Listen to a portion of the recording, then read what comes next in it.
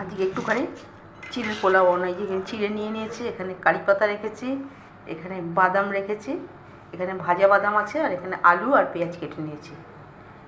আর এখানে কড়াই আমি তেল দিয়েছি, এখানে চা বসিয়েছি।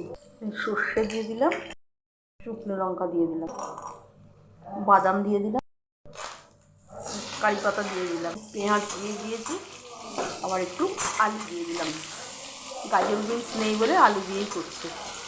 চা হয়ে গেছে, চা রেডি। চিড়েটা দিয়ে দিলাম এবার।